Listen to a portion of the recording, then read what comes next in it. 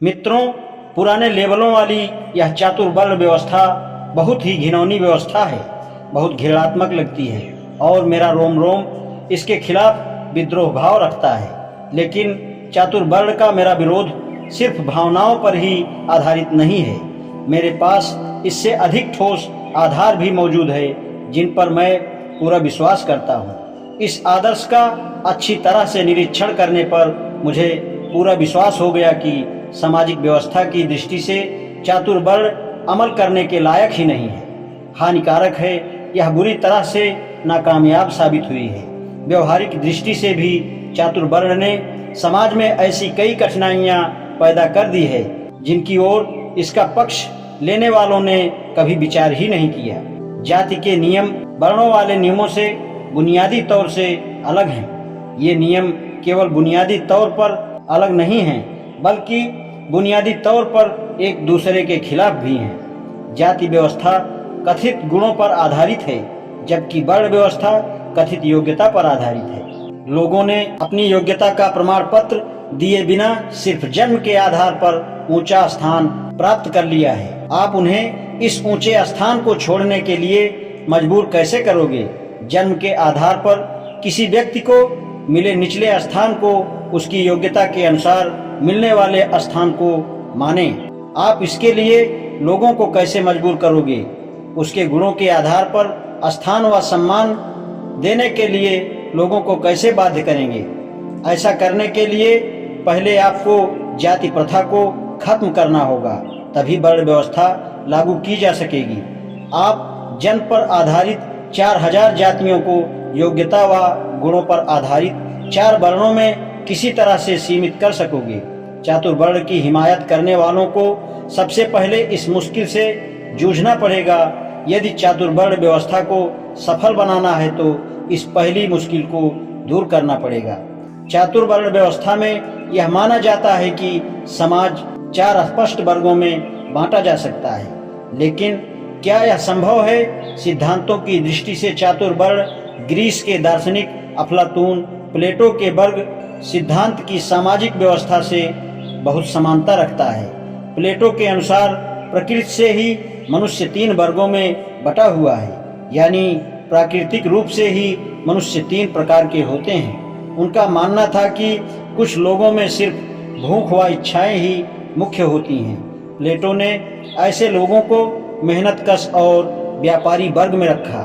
दूसरी तरह के लोगों में पेट भरने की प्रकृति के साथ साथ बहादुर प्रकृति भी दिखाई देती है। ऐसे लोगों को प्लेटो ने राष्ट्र के रक्षक और देश की आंतरिक शांति के पहरेदारों की श्रेणी में रखा। कुछ अन्य तरह के ऐसे लोग होते हैं जिनमें पदार्थों की मूल प्रवृत्ति अर्थात सच्चाई को समझने की योग्यता दिखाई देती है। ऐसे लोगों को उसने जनता के लिए कानून बनाने वालों की श्रेणी में रखा। इस तरह का सामाजिक वर्गीकरण बनाने वाली प्लेटो की किताब गणराज्य की जिस आधार पर आलोचना की जाती है, उन्हीं आधारों पर आर्य सामाजिक चातुर्वर्ण की भी आलोचना की जाती है, क्योंकि इसमें भी यह माना गया है कि मनुष्य समाज को 4 स्पष्ट श्रेणियों में विभाजित किया जा सकता है। प्लेटो के खिलाफ मुख्य आलोचना यह थी कि मनुष्य और उसकी शक्तियों के संबंध में उसकी मान्यता बहुत ऊपरी है। उसका सभी लोगों को 3 बिल्कुल अलग अलग श्रेणियों में निर्जीवों की तरह ठूंसने का प्रयास किया गया है। प्लेटो इस बात की कल्पना ही नहीं कर सके कि मनुष्य की विशेषताएं अलग अलग हैं। वे सभी एक दूसरे से क्षमता में भी अलग अलग हैं और अधिकतर व्यक्ति स्वयं में ही एक श्रेणी या वर्ग होते हैं। प्लेटो को यह ज्ञान नहीं था कि हर व्यक्ति की अपनी विशेषता, हर व्यक्ति की दूसरों से तुलना और हर व्यक्ति की अपनी श्रेणी आप होती है। प्लेटो यह भी स्वीकार नहीं करता है कि मनुष्य असंख्य भिन्नताओं का भंडार होने के साथ साथ अनेक प्रवृत्तियों का संग्रह भी होता है। उसकी यह मान्यता भी सही नहीं थी कि व्यक्तियों की मानसिक शक्ति निश्चित क्षमता की होती है। आधुनिक विज्ञान ने भी यह सिद्ध कर दिया है कि व्यक्तियों को कुछ निश्चित वर्गों में बांटना बिल्कुल बनावटी और ऐसे विचार हैं जो विचार के लायक नहीं हैं, क्योंकि व्यक्तियों के स्वभाव व गुणों में भिन्नता होने के कारण उनके गुणों के उपयोग की दृष्टि से वर्गों में बांटना बहुत ही अनुपयोगी है। इसलिए जिस कारण से प्लेटो के रिपब्लिक की कल्पना नाकामयाब हुई है, उसी कारण चातुर्वर्ण भी नाकामयाब होगा, क्योंकि मनुष्यों को कथित वर्गों के कारण विभिन्न वर्गों में बांध कर रखना संभव नहीं है। यह सही है कि शुरुआत की 4 श्रेणियों अब 4000 जातियां बन गई हैं, और इससे यह साबित होता है कि लोगों को 4 निश्चित श्रेणियों में बिल्कुल सही वर्गीकरण करना संभव नहीं है। चातुर्वर्ण व्यवस्था स्थापित करने की राह में एक तीसरी समस्या भी है। माना कि चातुर्वर्ण व्यवस्था स्थापित हो जाती है, लेकिन इसे बनाए रखना कैसे संभव होगा?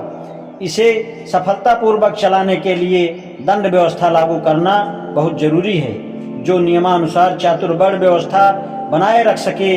चातुर्वर्ण व्यवस्था को हमेशा लोगों द्वारा अपने अपने वर्ग की सीमाएं तोड़ने की समस्या से जूझना पड़ेगा। यदि वर्ग की सीमा रेखा लांघने की गलती पर सजा देने का प्रावधान नहीं किया तो लोग अपने अपने वर्ग की सीमाओं में बंधे नहीं रहेंगे। यह व्यवस्था मानवीय स्वभाव के विपरीत होने के कारण यह सारी व्यवस्था बिखरकर चौपट हो जाएगी, और आधारभूत अच्छाइयों के बावजूद चातुर्वर्ण व्यवस्था जिंदा नहीं रह सकेगी। इसको तो कानून के जरिए ही लागू किया जा सकता है। कानून के मदद के बगैर चातुर्वर्ण व्यवस्था के आदर्श को व्यवहारिक धरातल पर हकीकत में नहीं बदला जा सकता। और रामायण में राम द्वारा शंबुक का कत्ल करना इस बात को साबित करता है, यानी अपने वर्ग की सीमा तोड़ने वाले को दंड देना जरूरी है। कुछ लोग राम को इसके लिए दोषी ठहराते हैं, क्योंकि उसने बिना कारण और गलत तरीके से शंबुक की हत्या कर दी। लेकिन शंबुक की हत्या करने के लिए राम को दोषी ठहराने का अर्थ सारे मामले को गलत समझना है, भ्रम के कारण से है। राम राज्य तो चातुर्वर्ण व्यवस्था पर आधारित था, और राजा होने के नाते राम इस व्यवस्था को लागू रखने के लिए मजबूर था।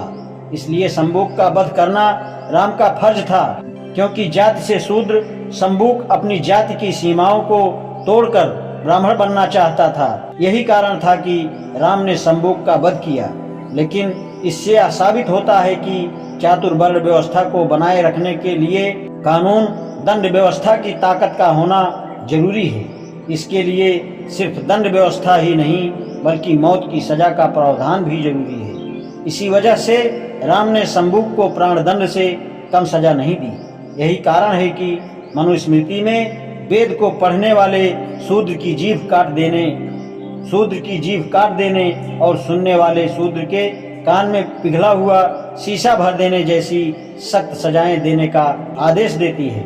चातुर्वर्ण व्यवस्था का पक्ष लेने वालों द्वारा लोगों को यह विश्वास दिलाना होगा कि वे समाज में लोगों को सफलतापूर्वक वर्गीकरण कर सकते हैं, और वे इस 20वीं शताब्दी को आधुनिक समाज में मनुस्मृति की दंड व्यवस्था को लागू करने में सफल हो सकते हैं। चातुर्वर्ण व्यवस्था की वकालत करने वालों ने इस बात पर तो विचार ही नहीं किया कि इस व्यवस्था में स्त्रियों की क्या दशा होगी। क्या स्त्रियों को भी ब्राह्मण, क्षत्रिय, वैश्य और शूद्र श्रेणियों में बांटा जाएगा, या उनको भी अपने पतियों के सामाजिक दर्जे को बराबर माना जाएगा?